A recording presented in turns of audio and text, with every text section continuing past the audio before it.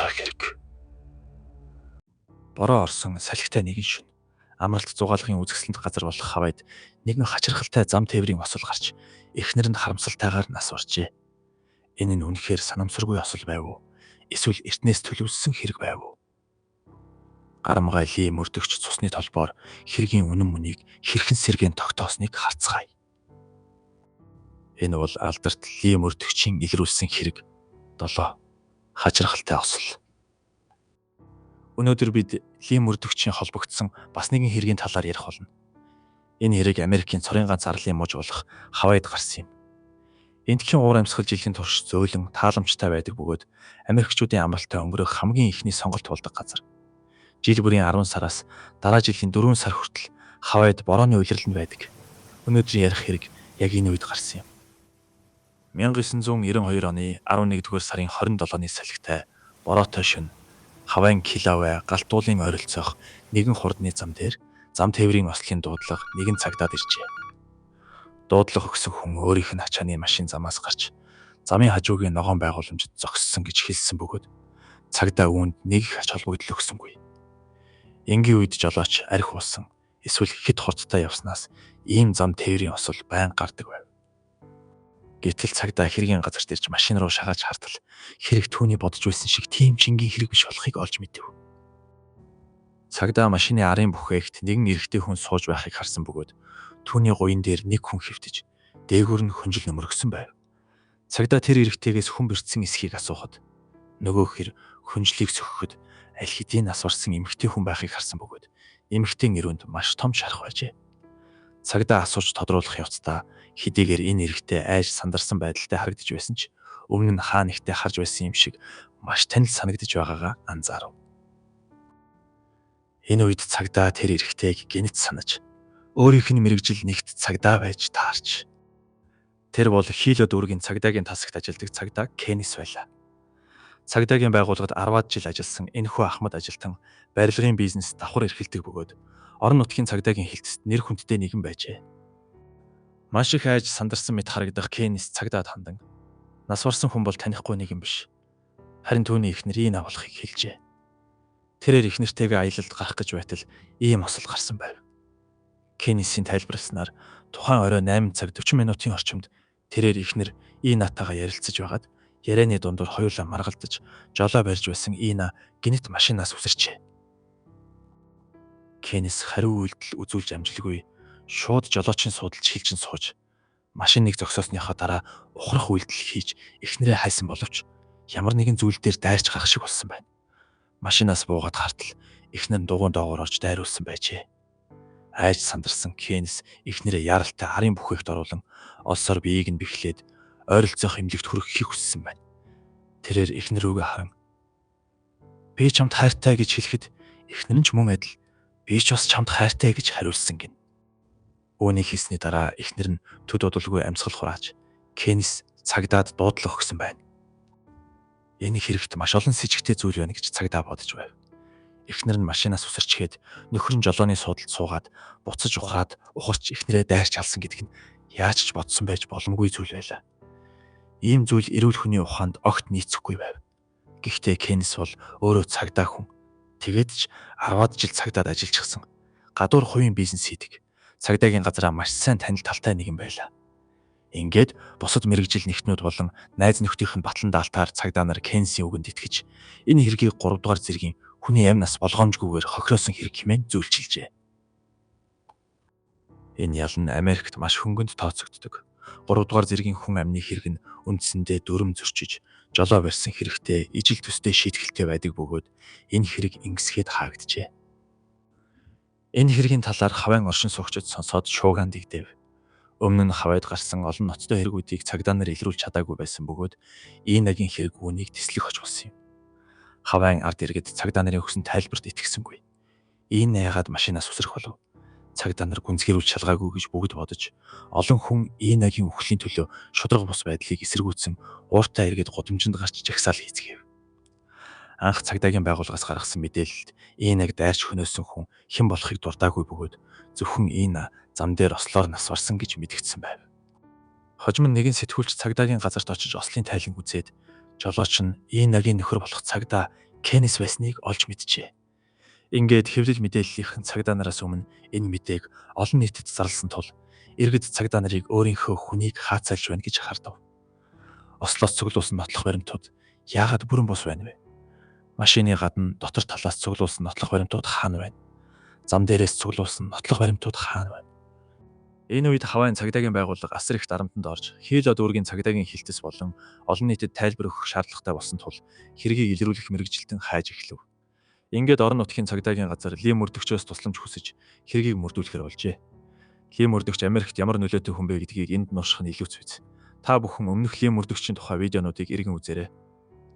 Ингээд Ли мөрдөгч хийлэгийн цагдаагийн газраас илгээсэн хэргийн газрын зургуудыг хүлээн авсныхаа дараа энэ хэрэгт цагдаагийн албан хаагч хүн холбоотой болохыг мэдээд нэн даруй хавайд очихоор шийджээ. Энэ хэрэгт хамгийн чухал эд мөрийн баримт бол цогц болон осол гаргасан тээврийн хэрэгсэл гэсэн хоёр баримт байсан юм. Гэвч Ли мөрдөгч хавайд ирснийхээ дараа хамгийн чухал хоёр эд мөрийн баримт хоёулаа алга болсныг олж мэдэв. Цогцыг аль хэдийн чандралсан байсан бөгөөд нөгөө эд мөрийн баримт болох машиныг нь ч нөхөр Кеннист нь буцаагаад өгсөн байлаа. Ямар ч эд мөрийн баримт үлдсэнгүй. Энэ хэргийг яаж илрүүлэх вэ? Эмэгтэй гинтийн зам тээврийн ослоор нас барв уу? Эсвэл санаатаагаар хөнөөгцөн үү? Цогц болон машин зэрэг чухал нотлох баримтгүйгээр Ли мөрдөгч хэргийг илрүүлж чадах болов уу? Аз улахад нэгэн сайн мэдээ байлаа. Хэрэг гарсны дараа тэрхүү ачааны машиныг цагдаагийн газрын зогсоолд байрлуулсан байв.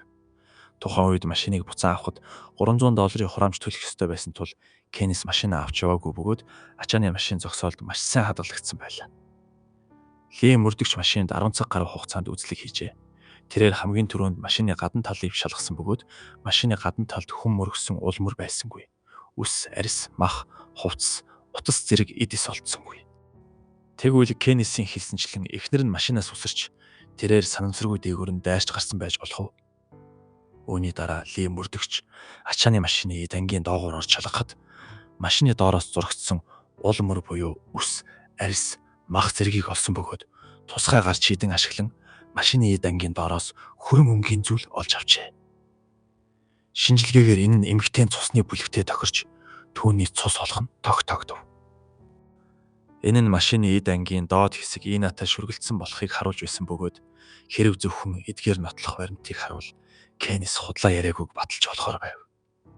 Гэвч Ли мөрдөгч ачааны машины гадна тал болон доод дангийг шалгаж дуусныхаа дараа жолоочин бүхээг дотроос хид хідэн маш ноцтой зүйлийг илрүүлжээ.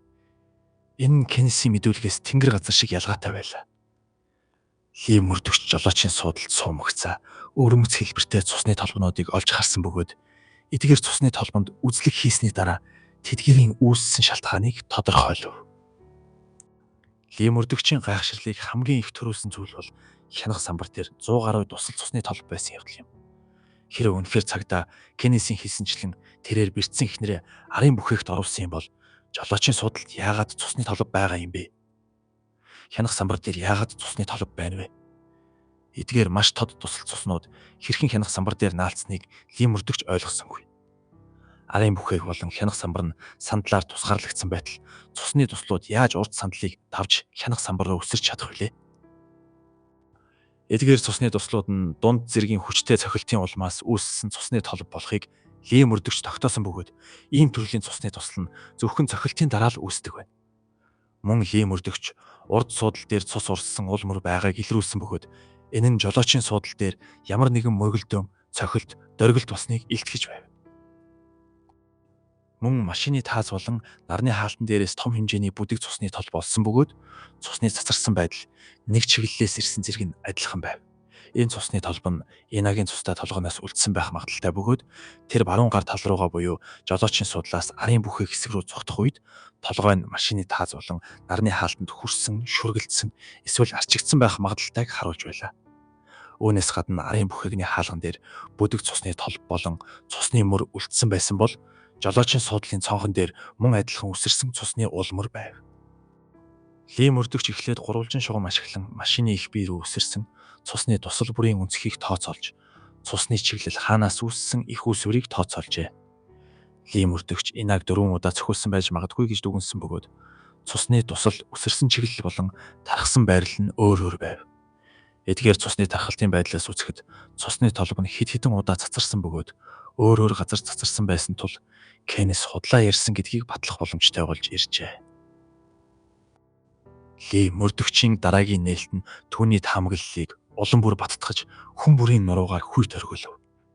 Арын цонхон дээр энгийнүүдээр харахад хэцүү.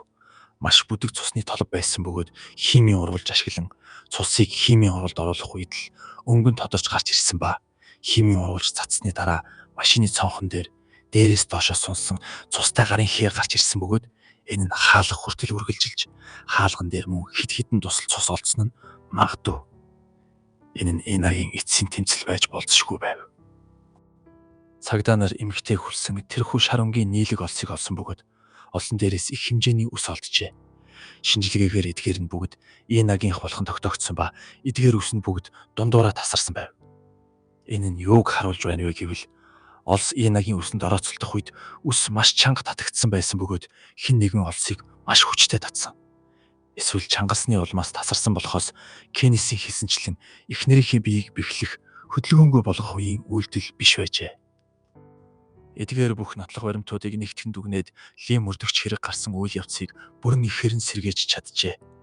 Хэрэг гарсан орой Ина жолоочийн суудалд сууж байсан бөгөөд хажуугийн суудалд байсан Кеннис эхнэртээ үхлийн цохилт өгөхөд цус хянах самбар руу үсэрсэн байна.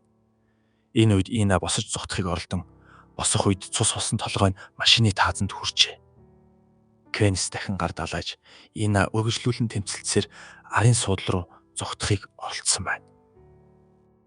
Кеннис араас нь дараалан хүчтэй зөгч Ина тэмцэлцээр арын бүхээг рүү мүлхэж орон арын хаалганаас барин хаалгаа онгойлгож зугтахыг хүссэн ч Кеннис дахин хүнд зүйлээр зогсноор эцэст нь арын бүхээгт унжээ.